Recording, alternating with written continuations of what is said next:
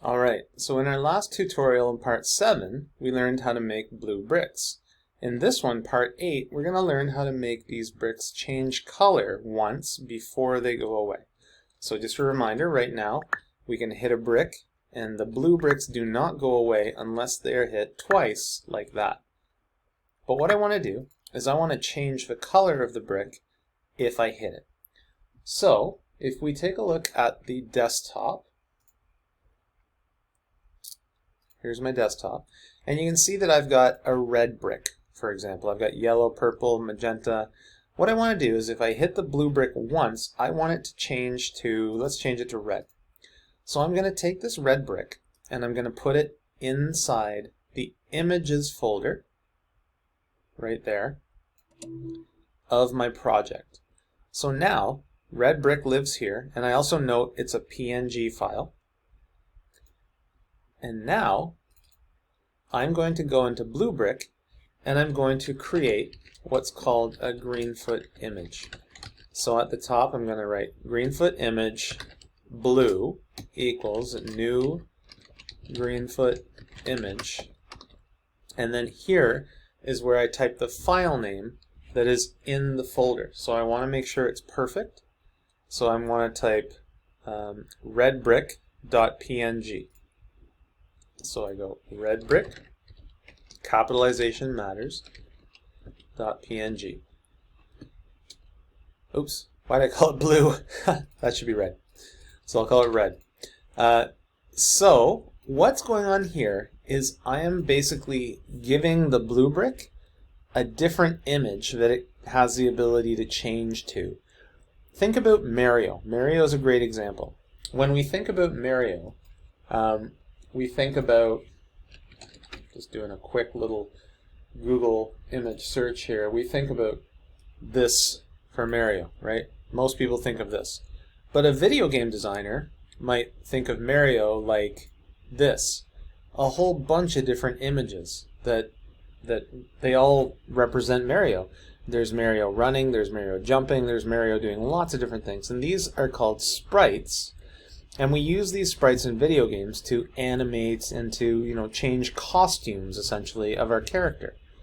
So what I've done in code here is nothing is going to change yet. I've just given the blue brick the ability to change into a red brick. Okay? So what I'm going to do now is I am going to go back to the ball code. And in the blue brick area, here we are, here's the blue brick area. We already have the code that says if the health is 0, do this.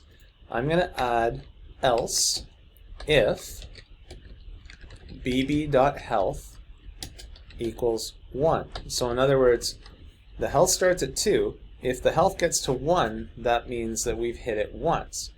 And what I'm going to do is go bb dot control space, and I want to set the image here, and now is where I want to access this. I want to set it to red. What you're going to notice here though is that I'm in the ball, and if I type red right here in the ball, I'm going to get an error because the ball can't recognize red. Red lives here in blue brick.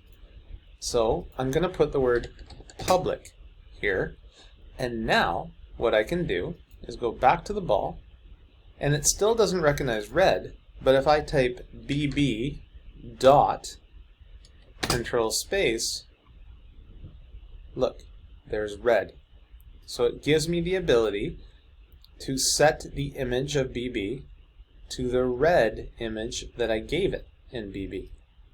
So remember, bb represents a blue brick image and a blue brick object, and a blue brick has its own health, and it has its own image called red, and it has the ability to change image. So this code right here looks a little complicated, but it's setting the image of BB to the red image that is held by every brick. Let's see what happens. Okay, now we have a bug, and I know why we have a bug. So let's fix it. And this is, to be quite honest, not planned, but this is what happens in computing. Often we get these bugs and we go, oh, I forgot to do something. So not a bad thing for you to see. The problem is I put the red brick in, but I forgot about scaling. I forgot that the red brick might not be the same size. And so I note that in my code, I made the bricks 70 by 20. So that's the size of the brick, 70 by 20. And when I want to change images, sometimes when I scale, what happens is we don't see it. It's too fast to happen, but basically you can see there's a little blip and it's turning red, and if the sizes don't match, then the ball might hit it twice when we don't want it to. If that didn't make sense, it's not the end of the world, but basically we have a scaling issue here. And what I need to do to fix it is I need to have a photo editor, and I want to go and make sure that blue brick and red brick are the exact same size. So I'm going to right click on blue brick and I'm going to open it, and I'm on a Mac here, so I have a built-in photo editor, and you can see that's what blue brick looks like.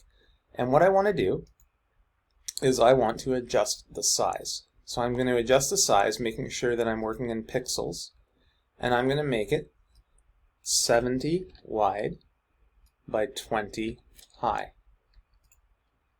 And there we go. There's my blue brick, and I'm going to close that now. I'm done.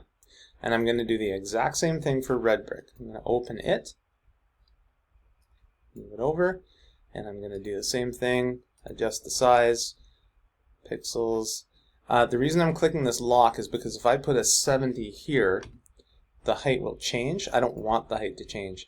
So that will fix that issue. And now my red brick looks like that. Perfect.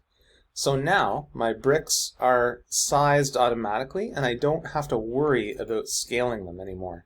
So I don't really need this line anymore. It's not going to hurt me, but I don't need it. And let's see if that does anything for us. There we go. So let's see if it goes away the second time, and yes, it does. So I've got my desired effect.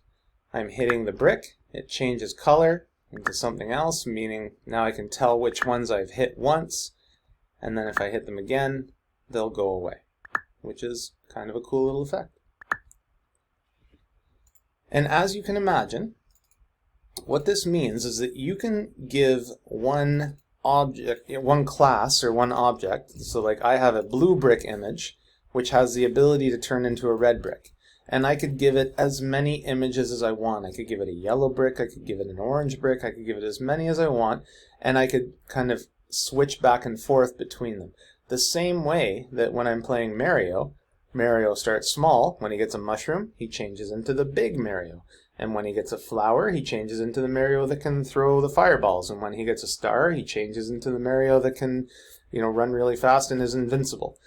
So it's no different. I want you to think about Mario when you see this kind of thing, because it does look weird to see a Greenfoot image associated with a blue brick. But these two lines essentially mean that every blue brick has a health value of 2, and every blue brick has an image associated with it that is based on this image in the file system, and we're calling it red. Okay? So that is how we can use images to go back and forth between costumes of the same character.